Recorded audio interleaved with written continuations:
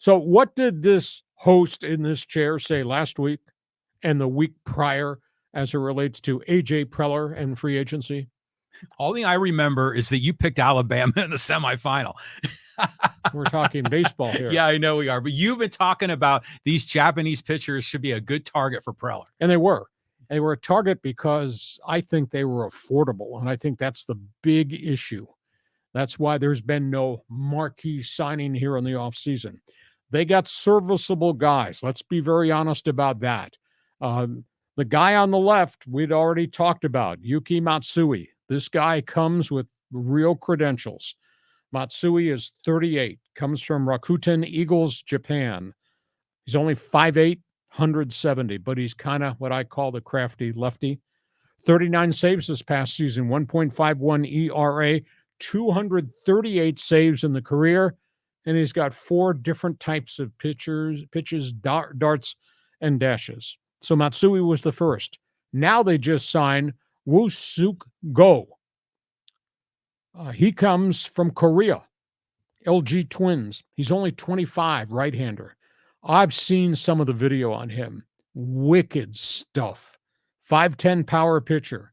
139 career saves in Korea, 3.18 ERA. Now, he got a 2-year, $4.5 million contract with an option for a 3rd year.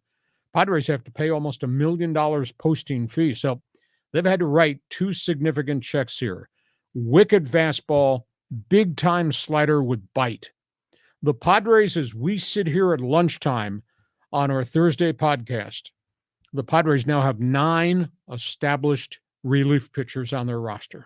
Okay. So they've got enough volume there. Now, that includes a couple of the back-end guys that came from the Yankees.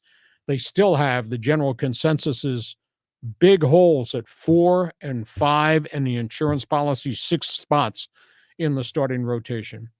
But AJ had boots on the ground. He himself went there to scout these guys, talk to these guys. He knows what he's getting, and his track record of what he brought from Japan the last time he made the surge to go to Tokyo, really positive because, he brought back Suarez. Yeah. And he brought back Nick Martinez, and he brought back Luis Garcia. And those are 3 acquisitions that are affordable, very serviceable. So I think these guys, with the rest of the relievers already in town on this roster, they've solved the bullpen. They still have to figure out, and they don't have much money left. And here's a prime example.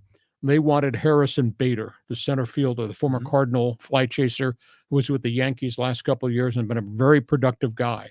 They wanted him, couldn't afford him. He just signed with the Mets for $10 million. Padres could not afford that high a figure, even on a 1-year contract. So they don't have much money left. I still think there'll be one more acquisition of some type of starting pitcher for the back of the rotation, but I think he did about as good as he can do.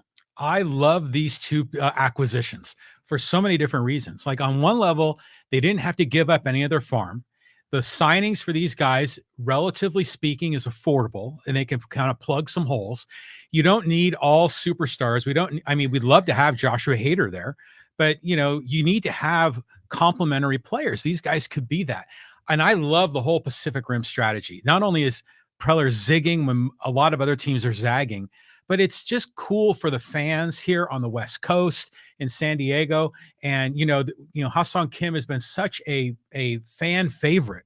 I think we're going to see a lot more of this international blending of players, of cultures, and I think it's only positive. I think the cool thing is that the Ha-Seong Kim knows Koo very well. Knows Go very well. That's a positive, and obviously Padres have a history of sorts with pitchers from Japan, a.k.a. Yu Darvish. So I think these are 2 acquisitions. They've solved the bullpen numbers. Still got to deal with that. Now,